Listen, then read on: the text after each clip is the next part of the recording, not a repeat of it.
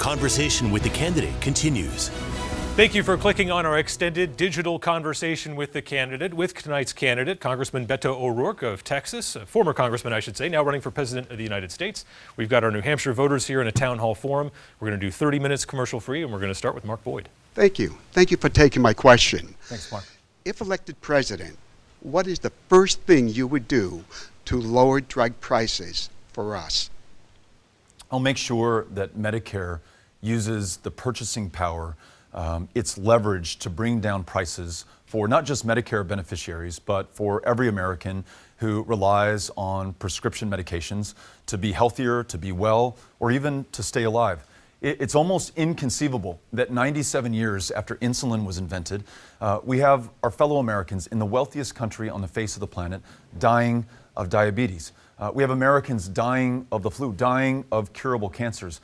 It's unconscionable, it's immoral, and there's absolutely no reason for it. You and I as taxpayers pay for those medications and cures in the initial research and development, the clinical trials, the purchases we make for not just Medicare beneficiaries, but Medicaid and TRICARE and VA as well. So day one, we bring those prices down. Day one, we allow you to purchase from Canada or other first world countries who have very high standards for the medications that they sell, if you can get it cheaper there.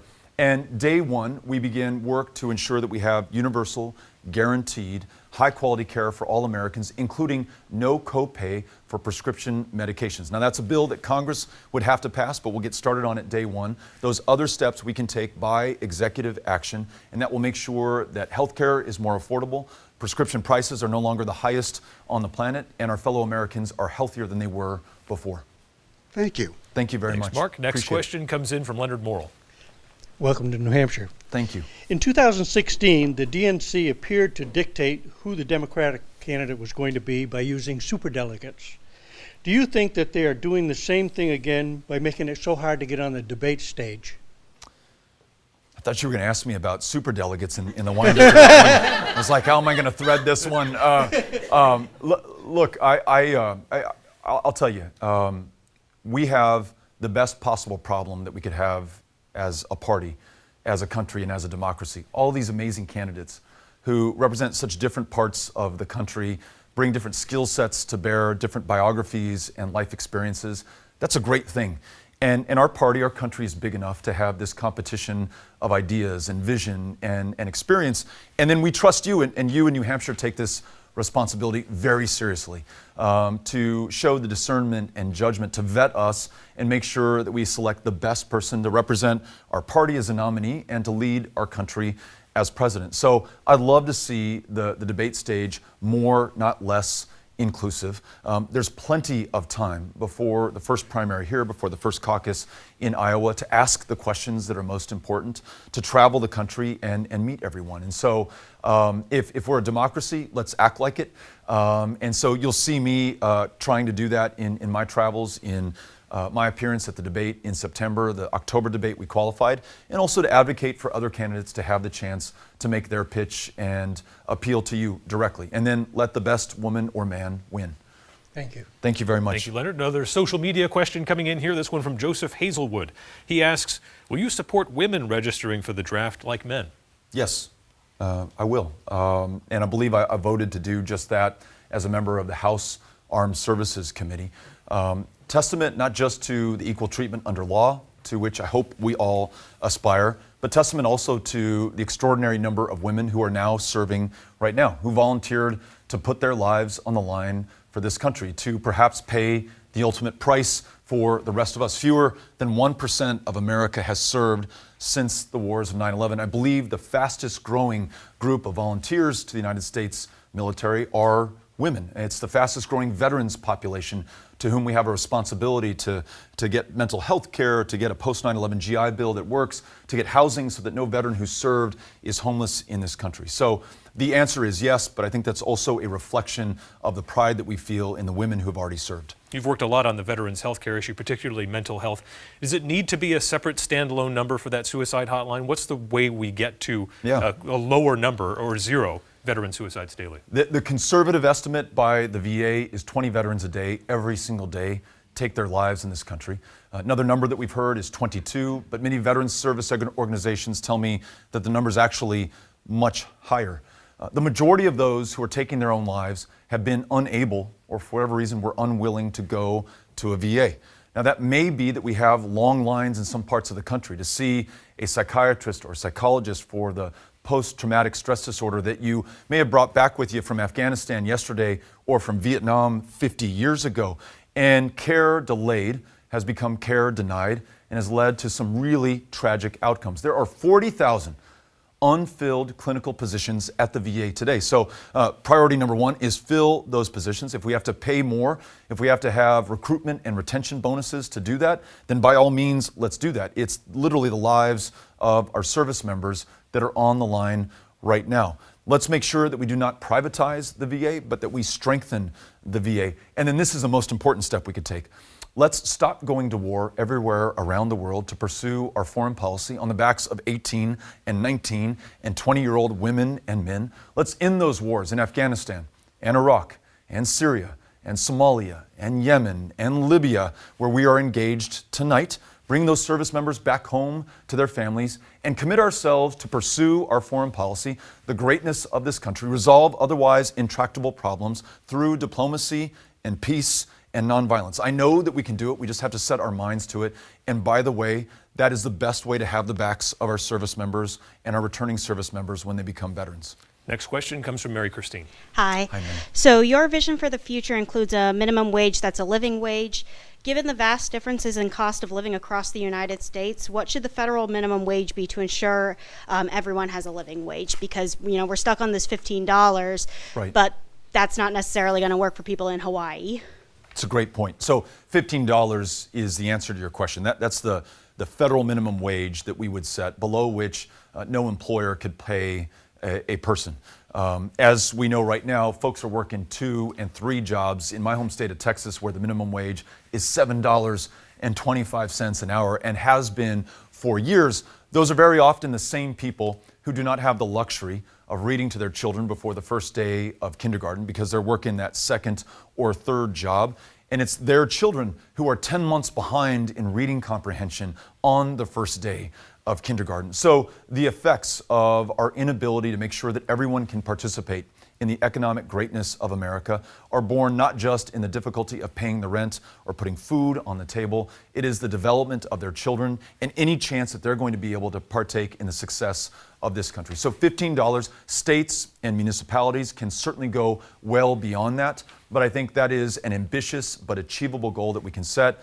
And if we complement that with guaranteed paid family leave so that you can have time to take care of yourself, one of your parents, or your kids without fear of being fired or losing your income, and then universal guaranteed high quality care so you can see a primary care provider, a mental health care provider, afford your prescription, make your own decisions about your own body and have access to the care that makes that possible. When we do all of that together, we now have people who can work just one job, and that's enough. And they have time to spend with their kids or going to Pine Island Park and swinging out on the rope swing into the pond, or just being able to live that life that far too few of our Americans are able to afford right now. All right, thank you. Thank you for the Thank you, question. Mary. Next Yeah. up is Kim Mimsheimer.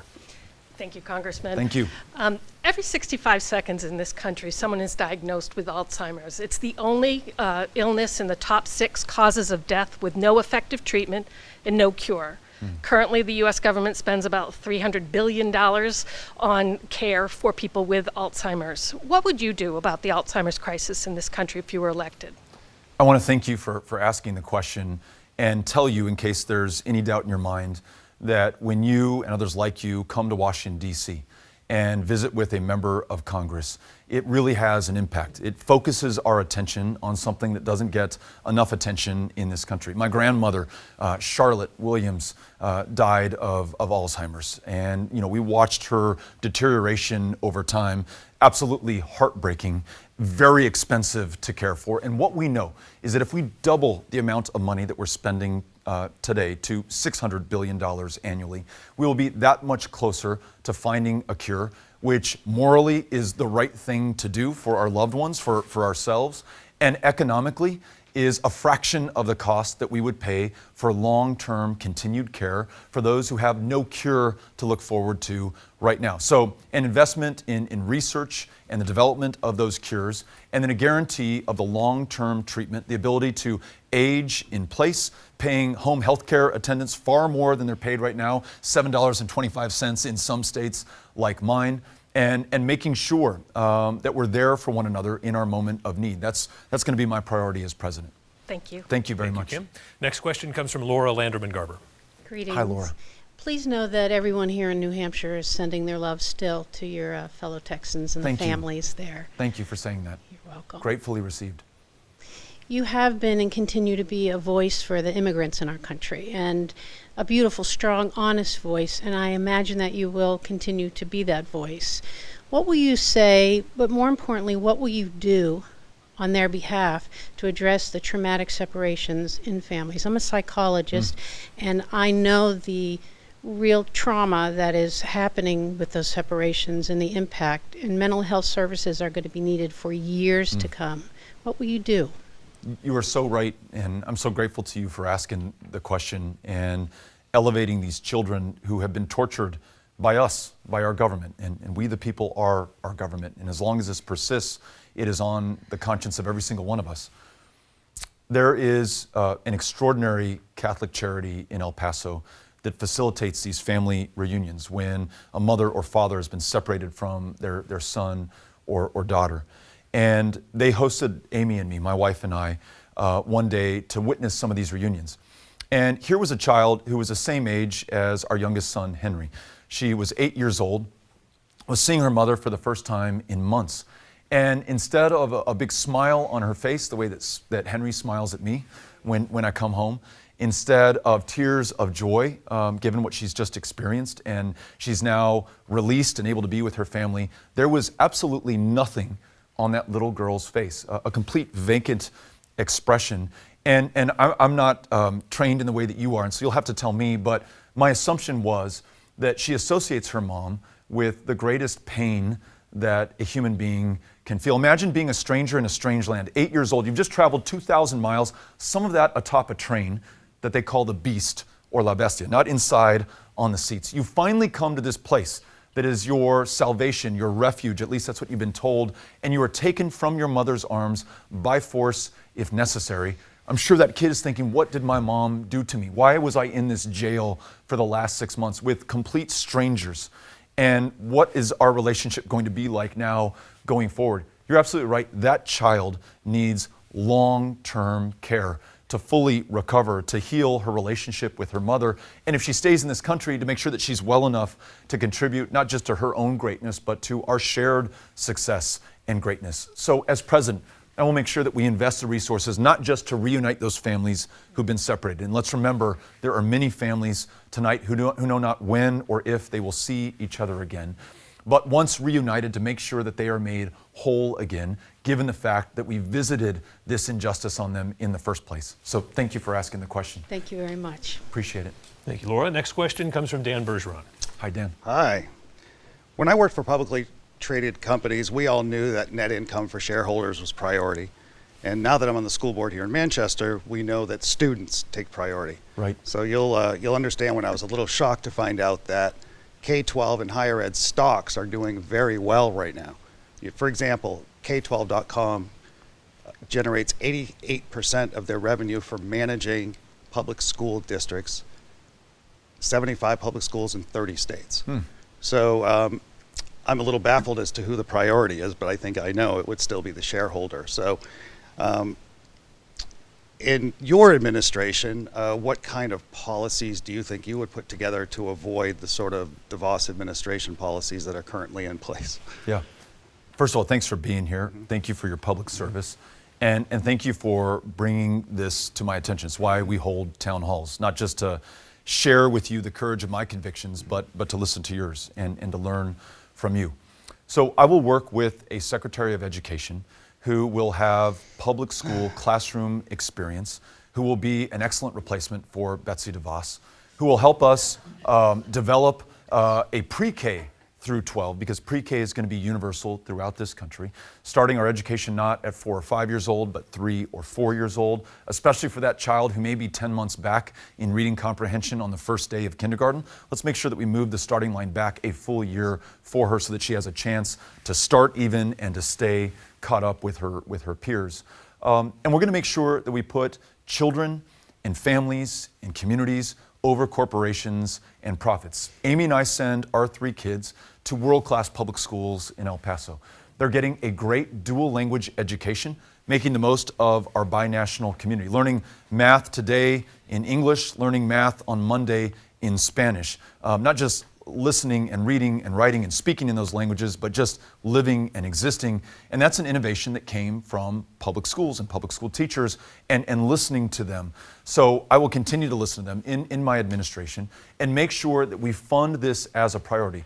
We call for a $500 billion permanent public education fund to make sure that we meet the gaps in public education, not just for lower income districts, but for minority majority districts that are underfunded to the tune of $23 billion a year, making sure that we close those gaps and erase a functional segregation that in some communities is worse today in 2019 than it was on the eve of Brown versus Board in 1954. So both through policy and resources, we will make sure that we elevate public school education and elevate the public school educator. And we could start in no better place than by making sure that she doesn't have to work a second or third job because we've paid her a living wage. And Thanks also, for asking. Thank you for you and Amy taking priority and not only understanding your community, but the demographics of all communities when it comes to education. So thank Very you. grateful. Thank you for saying Thanks, Dan. that. Next question comes from Colin McNaught. Hi, Colin. Hi. Congressman O'Rourke, you are the highest polling Democratic candidate in the field right now to have endorsed reparations for descendants of former slaves. My question is both how would this be processed and how do you respond to others within your own party who say that this would be ineffective in trying to advance racial justice? Thanks for the question.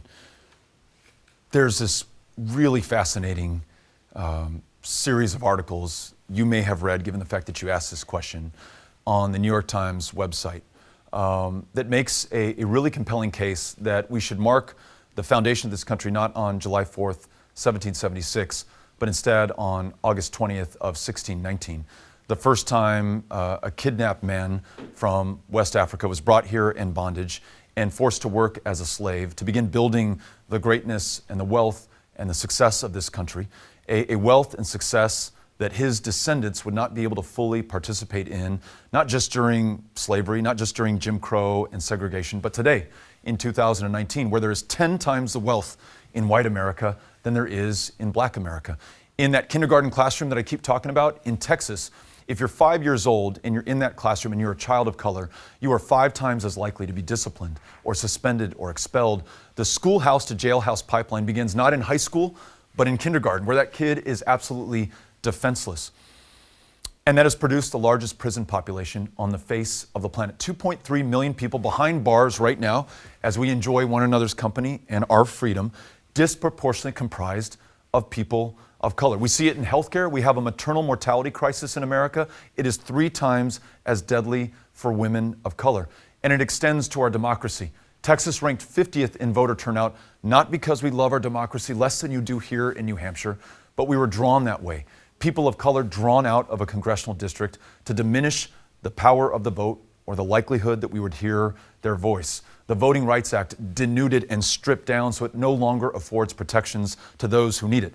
I say all this as preamble to make the case that reparations is absolutely fundamental to correct an injustice, to ensure that we do not visit it on the generations that follow, and to begin repairing the damage done to this country. Not just the descendants of slaves, but to this entire country, and our idea of who we are. The idea that Langston Hughes described as the land that never has been yet and yet must be. If we're going to get there, that more perfect union, if we're going to fulfill the promise from July 4th, 1776, that we are all created equal, then we need to sign Sheila Jackson Lee's reparations bill into law. It forces a national conversation that we have never had to ensure that everyone's story is told. And then at the end of the day, I believe we will all be compelled, regardless of our race or ethnicity or country of national origin, to do the right thing. That is the history of the United States at its best. I think of the civil rights movement and those legislators and that fellow Texan of mine who signed into law the Civil Rights Act and the Voting Rights Act. They were good people, but they did it because they were forced by all of the people of this country to do the right thing. And we need just such a movement at this point. And I think the Reparations Commission envisioned is the best vehicle for that movement to express itself. Thank you, Congressman. Thank you very much. Thank you, Colin. Next question comes from Joan Wentworth. Hi, Joan. Hi, good evening. Good evening. What are your thoughts on the types of circumstances where the president should or should not issue an executive order or invoke emergency powers? And as president, would you support setting limits on either?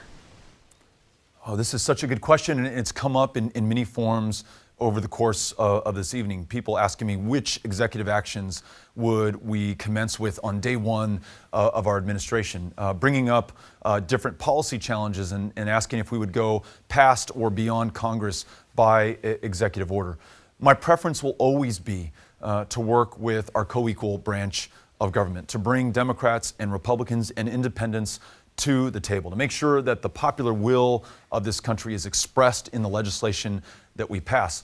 But given some of the challenges that we face, for example, scientists tell us that the floods, the storms that we're seeing off the coast of the Carolinas, the fires in California that followed historic droughts in that state, the civil war in Syria, which was precipitated by historic droughts caused not by God nor by Mother Nature, but by all of us, our excesses, our emissions, our inaction in the face of the facts. That's only going to get worse. It's only going to take more lives. It's only going to destroy more communities. And those same scientists say we have but 10 years left within which to act, after which we are done for. And Ulysses and Molly and Henry, my kids, will be looking back on me and all of us in this moment and wondering, why did you not act while you still had time? So with that in mind, yes, I would take executive action if we were unable to work with Congress. The clock is ticking, and we don't have much room or much time, and we must act. I would declare that a national emergency so that we can marshal the necessary resources to meet that threat, and also to establish our moral standing on the global stage to help convene other countries to do their part as well. This is truly a global challenge. We would do something very similar when it comes to gun violence. I mean, kids today are scared to go to school. I met a student from Derry High School. She said she knows exactly which bookshelf she is going to pull down when, not if, that shooter walks into her classroom. She's trained on it on a weekly basis. How is that fundamentally changing who we are as a country, or what our kids think about us? They're about to give up on us if they have not already. We can't allow that to happen. We cannot lose more lives. That is a national crisis and an emergency. We would declare it as such, and again, ensure that we had the resources and the political will to meet it and to stop it. So, yes, I believe in strong executive action. My preference will always be to work with Congress, but we do not have much time to act on these issues, and so we will act in my administration. Thank you. Thank you very much. Thank you, Joan. Another social media question coming in, Congressman. This one from James Clemenson, bit of an oppositional question. Why do you think the strategy of harassing conservative voters is a winning strategy for the Democratic Party? How will you treat voters of the opposite party? Yeah, no, we should, to be clear, we should never harass one another. See ourselves not as Republicans or Democrats, but as Americans, as human beings first, and treat one another accordingly. I believe this had a lot to do with our success in Texas in winning independence for the first time since 1994, winning those Republican voters who just needed to be brought into the conversation, needed to not be written off. Go into King County, that's the county that voted for Donald Trump, 96% in the last election. And you know what? Their concerns were much like yours or mine. They want to make sure that water is healthy enough for their kids to drink. And in King County, it is not. And I know that that's a challenge here in New Hampshire with PFAS and making sure that we fund the response to that in the face of the inaction that we've seen so far. So that's not a Republican or a Democrat issue. That's an American issue. That's an issue confronted by human beings. And we continue to do that. We're going to some of the most conservative counties in America right now. We just did that in the southwestern part of Virginia. We've been to all the counties in New Hampshire. We listen to everyone without asking first what party they belong to whom they pray, who they love, how many generations their family's been here. No me importa. I don't care. All that matters is that we're together and we have this chance to work together. And that's the way that I campaign. That is the way that I will govern. That's the way that we'll be able to serve this country and one another in my administration. Next question comes from Elizabeth Radisich. Hi, Elizabeth. Hi, how are you tonight? I'm good, thanks. Good, thank you. You brought some wonderful energy tonight, and I really appreciate it.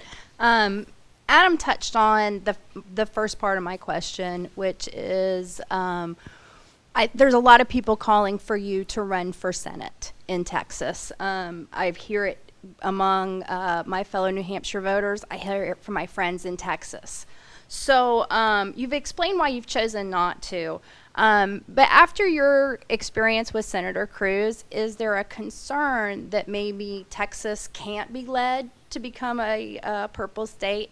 And also, I believe Texas has a cutoff of December. Is that correct for their senatorial? That's correct, Okay. to declare candidacy for a given office. Exactly. And if you don't make a debate stage, say in November, would you commit to running for Senate in Texas to lead Texas into a new purple era? Thank you for the question. The direct short answer is no. I will not be running for Senate. There are already 7 extraordinary candidates who have already filed. Cristina Sinsun Ramirez, MJ Hager, who is a combat veteran, Amanda Edwards, just to name 3 extraordinary women from our state, any one of whom will be able to defeat John Cornyn if they are the nominee, every one of whom would make an outstanding senator to make us all proud in Texas and here in New Hampshire.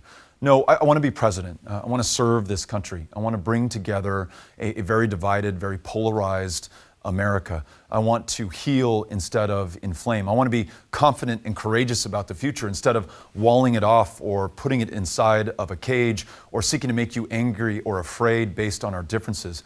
I want to show that those differences are not dangerous, they're not disqualifying, they're the foundation of our strength, of our success, as well as our security and our safety. And I want to be able to do it in a way, as we showed in Texas, that you can bring people together despite those differences, including differences of geography and differences of party. I believe it is that kind of movement that we'll need to defeat Donald Trump in 2020. It is that kind of movement that we'll need to bring this country together again in 2021.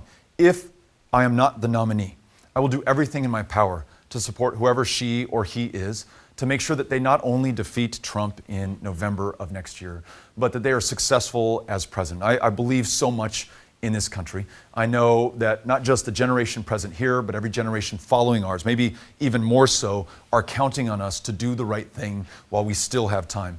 That is my urgent priority, and I will do everything I can to deliver on that. Thank you. Thank you very much. Thank you, Elizabeth. A couple minutes left here. Can you take us through your health care plan, Congressman? Absolutely. So we're calling for guaranteed, high-quality, universal care. Guaranteed is the operative word in that, because I've learned by listening to so many who have insurance that they very often cannot afford the care that insurance purports to provide. The copay on the medication, the deductible, the premiums that are unaffordable to them. By putting the word guarantee in, we make sure that everyone's able to be well enough to live to their full potential. And that means no copay for primary care, no copay for mental health care, no copay for medications, no copay for the full spectrum of women's health care in this country. The way that we get there is by enrolling everyone into Medicare who does not have insurance today. Those who are insufficiently insured, read those who are not guaranteed care even though they are insured, they can elect to move to Medicare.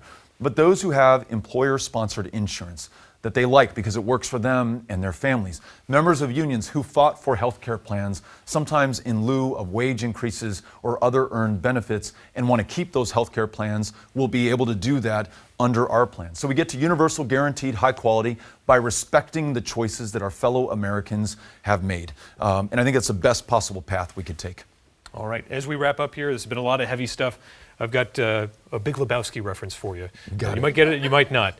But in the movie, the cowboy character asked the dude, "Do you really have to cuss so much?" I feel like you're giving me an invitation to start swearing in front of you all, and I will not accept that invitation right now out of respect for those of you who've made the time for us tonight.